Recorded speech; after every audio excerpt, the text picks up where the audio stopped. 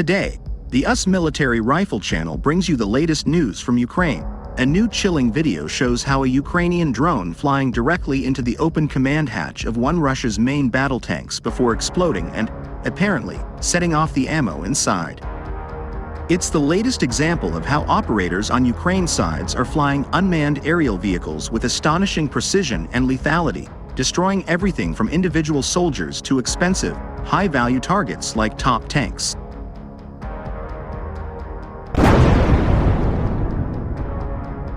The video was originally posted on Telegram on April 17 by the Special Operations Forces of the Armed Forces of Ukraine and, later, shared on X. In it, Ukrainian first-person view drones conduct several successful strikes on Russian systems and vehicles, including what experts identified as a Russian T-90M tank, a weapon Putin has called the world's best tank. In one particular portion of the footage, the drone flies towards the tank, navigates carefully through what appears to be a cage built on top of it and down into the tank's open hatch.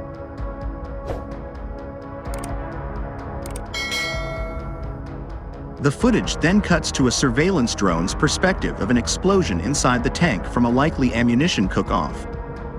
FPV drone operators of the 8th Separate Regiment of the SSO inflicted significant losses on the enemy in the Donetsk direction, the Ukraine's Special Operations Forces said on Telegram. The SSO claimed to have successfully eliminated AT-90, AT-72, and 2 other vehicles, as well as carried out individual attacks on Russian soldiers in trenches.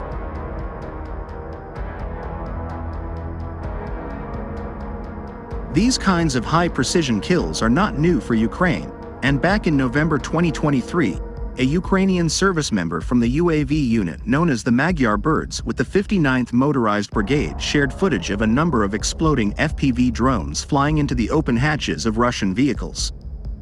In that video, the voiceover says that if a direct hit isn't working, then the mastery and experience of the pilot becomes most important. Per a translation, while drone operators have become invaluable assets for both sides of the war, as well as prime targets.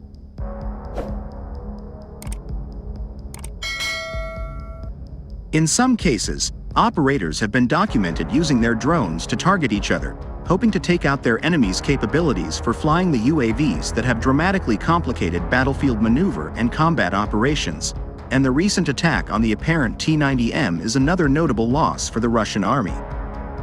Back in January, Ukraine called the claim that it is the world's best tank into question after one of its US-made Bradley infantry fighting vehicles was able to overwhelm one with chain gun fire during combat in Stepov, a village outside Avdiivka in northeastern Ukraine.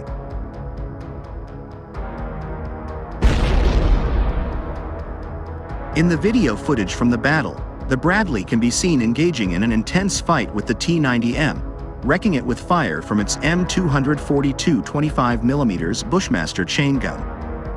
After the modern main battle tank spins out of control and catches on fire, its crew abandons it, and Ukraine sends in an FPV drone to finish the job. While Kyiv's Special Operation Forces, SSO, which is taking out of Russia's T-90 tanks along the Donetsk front, from footage an FPV drone shows that the tank was tracked while it was traveling down a nearby road.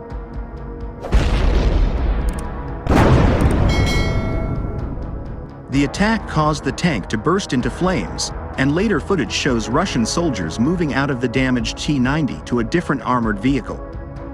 During the reconnaissance operations in the Donetsk direction, the operators of the 3rd SSO Regiment discovered the enemy tank T-90, which worked on the positions of the defense forces.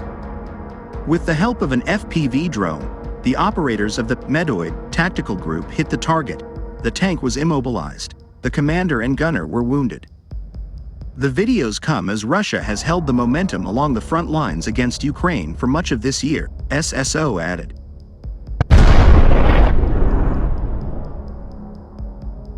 Geolocated footage reviewed by the Institute for the Study of War US-based think tank showed that Moscow pushed the point of conflict deeper into Ukrainian territory in the Donetsk region as of Sunday. On the other hand, Ukrainian forces also took out one of Russia's STRELA-10 Arrow air defense systems in a drone attack on Sunday, according to Ukraine's main intelligence directorate, HIR. Video of the attack was shared to Telegram on Tuesday by her, which said that fighters of Kyiv's Special Operations Unit detected the defense system along the front lines.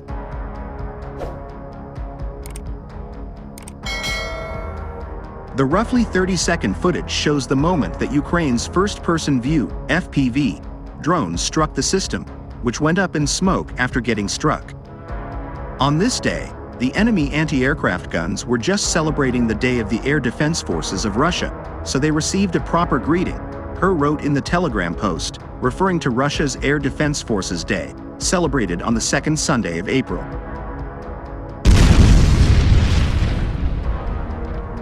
As a result of the attack, the Russian Arrow no longer fires. The complex has been neutralized, but Russia's 9K-35 STREL-A-10 is a Soviet-era surface-to-air missile system that can hit aerial targets at short range, her added. According to Dutch open-source intelligence site Oryx, which keeps a running tally of Russia's equipment losses since the start of the war, 44 of Moscow's STREL-A-10 systems have either been destroyed or captured by Ukraine, and Oryx's database appears to have been last updated at the end of last month.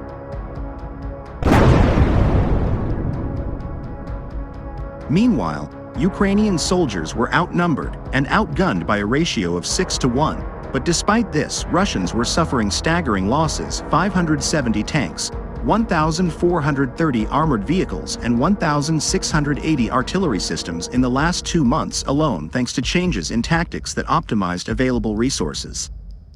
To the south, they advanced into the settlement of Novomykhailivka, southwest of Donetsk city, on March 27th, and at the northern end of the front, in Luhansk, they began to creep into Bilohorivka on Tuesday.